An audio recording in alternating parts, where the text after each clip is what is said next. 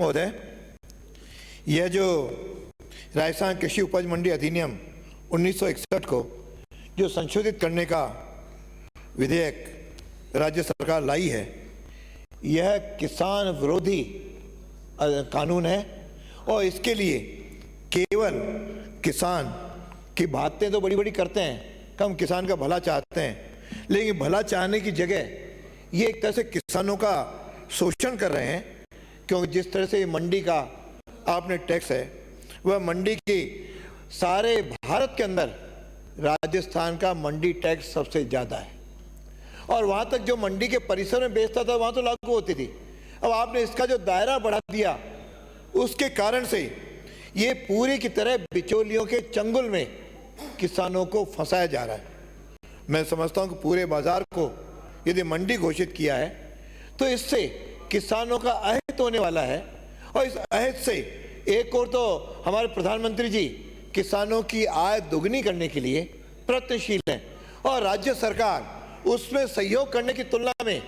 केवल उसमें किस तरह से अवरोध किए जाएं, उधर वह आगे बढ़ती जा रही है। एक और कोल्ड स्टोरेज की बात होती थी,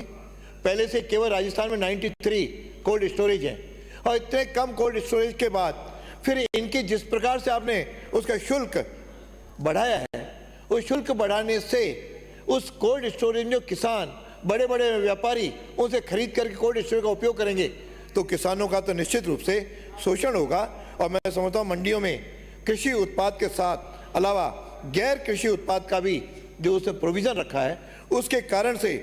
निश्चित रूप से किसानों का तो अहित होगा और केवल बड़ी कंपनियों का इसमें कब्जा होता जाएगा। इसीलिए मेरी सरकार से मांग है कि इस प्रकार का विधेयक लाने की तुलना में जरा इस पे आप पुनर्विचार करते, मंडी फीस कम करते, अन्य प्रांतों के बराबर करते, मंडी की परिभाषा न बदल करके वही रखते तो शायद किसानों का कुछ हद तक हित होता। और किसानों का जो कल्याण कोष की बात करते हो, कल्याण कोष में यदि आपके पास वास्तव में किसानों के प्रति मन में हमदर्दी है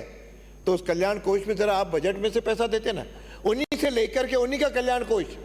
ये कैसा नज़ारा है? मैं तो केवल ये नाटक, एक नौटंकी जो बना रखी है, इससे राजस्थान के किसानों का अहित होगा। इसलिए मैं आपके, क्यों आप बार बार मुझे देख रहे हो, मैं इसलिए बहुत अधिक न बोल करके, क्यों दोनों वक्ता बोल चुके हैं, इसलिए मैं इतना ही कहूँगा कि इसको जनमत के लिए प्रसाद की जाए, नहीं तो ये काला कानून के रूप में होगा और आप किसान विरोधी कहलाओगे। ये मैं आपको सचेत कर रहा हूँ। श्रीमती दीप्ति किरण माहेश्वरी।